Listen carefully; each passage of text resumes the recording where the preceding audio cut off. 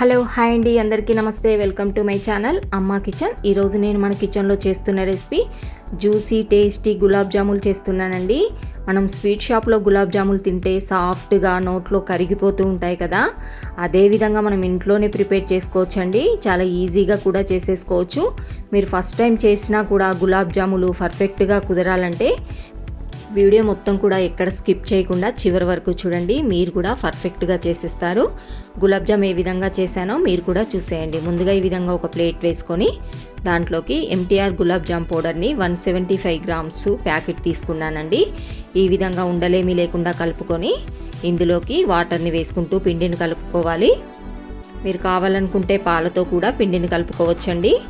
ఈ విధంగా సాఫ్ట్గా కలుపుకోవాలండి. మనం ఎక్కువ ప్రెస్ చేసినట్టుగా అయితే మనం గులాబ్ జామ్ పిండిని కలపకూడదు. ఈ విధంగా చాలా సాఫ్ట్గా నెమ్మదిగా పిండిని కలుపుకోవాలండి. ఇక్కడ వీడియోలో చూపించిన విధంగా ఈ విధంగా సాఫ్ట్గా కలుపుకోవాలి. మీ కొలతలతో చెప్పాలంటే పిండి నాకు ఇక్కడ ప్యాకెట్ పిండి వచ్చేసి కప్పున్నర పిండి అయితే వచ్చిందండి. ఈ విధంగా సాఫ్ట్గా కలుపుకొని దీన్ని ఒక 5 నిమిషాల పాటు పిండిని పక్కన పెట్టేసుకుందామండి. ఇప్పుడు మనము పాకాన్ని ప్రిపేర్ చేసుకుందాము. ఈ విధంగా స్టవ్ మీద ఒక గిన్నె పెట్టేసుకొని ఇందులోకి 3 కప్పుల షుగర్ వేసుకుంటున్నాను. 3 కప్పుల షుగర్కి 3 కప్పుల వాటర్ వేసుకోవాలి. మీకు ఫస్టే చెప్పాను నేను, పిండి నాకు 1.5 కప్పు వచ్చిందని, అందుకే నేను ఇక్కడ 3 కప్పులు వేసుకున్నాను. మీరు 1 కప్పు పౌడర్కి 1 కప్పు షుగర్ వేసుకోవాలండి. వాటరు చక్కెర మాత్రం సమానంగా తీసుకోవాలి. స్టవ్ ఆన్ చేసుకొని షుగర్ అంతా కూడా కరిగేంత వరకు బాగా కలుపుకోవాలి. షుగర్ అంతా కూడా ఈ విధంగా కరిగిపోయాక ఇందులో కొద్దిగా ఇలాచీ పౌడర్ వేసుకొని ఒక 10 నిమిషాలు మరిగించుకుంటే సరిపోతుంది. మనం దీనికి పాకమేమి పట్టుకోవాల్సిన అవసరం లేదండి. ఈ విధంగా 10 నిమిషాల పాటు మరిగించుకోవాలి. అంతేనండి, నాకైతే సిరప్ రెడీ అయిపోయింది. స్టవ్ ఆఫ్ చేసేసుకున్నాను. మనం ముందుగా కలిపిన పిండిని తీసుకొని ఇది మళ్ళీ కలపాల్సిన అవసరం లేదండి. ఇందులో నుంచి కొంచెం కొంచెం పిండిని తీసుకుంటూ చిన్న చిన్న బాల్స్ లాగా చేసుకోవాలండి. మరి గులాబ్ జాముల్ని పెద్దగా కూడా చేసుకోకూడదు, లోన పిండి పిండిగా ఉంటుందండి. అందుకే ఈ విధంగా చిన్న చిన్న బాల్స్లా చేసుకుంటూ మనం 2 చేతుల మధ్య పెట్టుకొని ఈ విధంగా సాఫ్ట్గా చేసుకోవాలండి బాల్స్ని. చూడండి, మీకు దగ్గరగా చూపిస్తున్నాను. మనకైతే ఇక్కడ క్రాక్స్ అన్నవి లేకుండా చాలా సాఫ్ట్గా వచ్చిందండి. ఈ విధంగా మరొకటి కూడా చేసి చూపిస్తున్నాను. మీకు ఒకలా పిండి గట్టిగా ఉంటే మనకి పగుళ్ళన్నవి వస్తూ ఉంటాయండి గులాబ్ జాములు. మరికొన్ని పాలను వాటర్ను వేసుకొని మరొకసారి పిండిని కలిపి ఈ విధంగా చేసుకోండి. లేకుంటే మన అరచేతిలోకి కొన్ని వాటర్ని రాసుకొని మనం బాల్స్లా చేసుకున్నా కూడా పర్ఫెక్ట్గా వస్తుంది. చూడండి, నేను మొత్తం కూడా ఈ విధంగా బాల్స్లా చేసేసుకున్నానండి. ఇప్పుడు మనకైతే ఇవి రెడీ అయిపోయాయి. వీటిని ఫ్రై చేసేసుకోవడానికి ఆయిల్ని పెట్టేసుకుందామండి.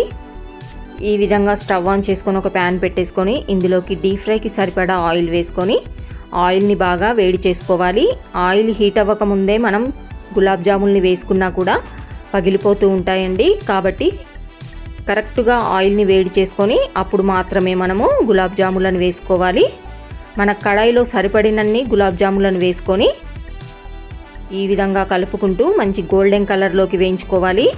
గులాబ్ జాములు వేసిన వెంటనే కూడా మనం గరిటె పెట్టి కలపకూడదు. అలా చేసినా కూడా మనకు పగుళ్ళు వస్తాయి. ఈ విధంగా కలుపుకుంటూ 2 వైపులా కూడా మంచి గోల్డెన్ కలర్లోకి వేయించుకోవాలండి. స్టవ్ని మీడియంలో పెట్టుకొని ఫ్రై చేసుకోవాలి. అప్పుడే మనకి లోని వరకు కూడా పచ్చిదనం లేకుండా గులాబ్ జాములు బాగా ఫ్రై అవుతాయండి.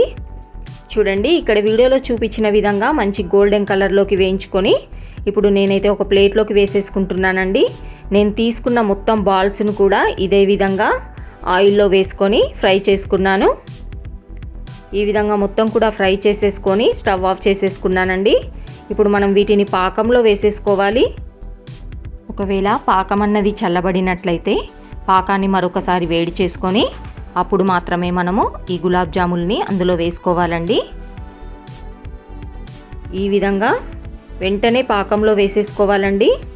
ఈ విధంగా పాకంలో మొత్తం కూడా వేసేసుకొని దీన్ని 1.5 నుంచి 2 గంటల పాటు పక్కన పెట్టేయాలండి. మనకి ఇవి త్వరగానే నానిపోతాయి. నేను ఇక్కడ ఒక 1.5 గంటల తర్వాత తీసుకున్నానండి. చూడండి, 1.5 గంటకే మనకి గులాబ్ జాముకు మొత్తం కూడా పాకాన్ని పీల్చుకొని సాఫ్ట్గా అయిపోయాయండి. మనం ఈ విధంగానైనా దీన్ని తినేయచ్చు. కావాలనుకుంటే ఒక 1 అవర్ ఫ్రిడ్జ్లో పెట్టుకొని చల్లగానైనా సర్వ్ చేసుకోవచ్చు. అంతేనండి, టేస్టీగా జ్యూసీగా నోట్లో కరిగిపోయేలా గులాబ్ జాములు అయితే రెడీ అయిపోయాయండి. నేను ఇక్కడ ఒక గులాబ్ జాముని కట్ చేసి చూపిస్తాను చూడండి, ఎంత సాఫ్ట్గా ఉందో. చాలా బాగా వచ్చాయండి. మీరు కూడా ఒకసారి ట్రై చేయండి, ఎలా వచ్చిందో కామెంట్ చేయండి. ఈ వీడియో మీకు నచ్చినట్టయితే లైక్ చేయండి, నా ఛానల్ సబ్స్క్రైబ్ చేసుకోండి. Thank you for watching our videos. Bye అండి.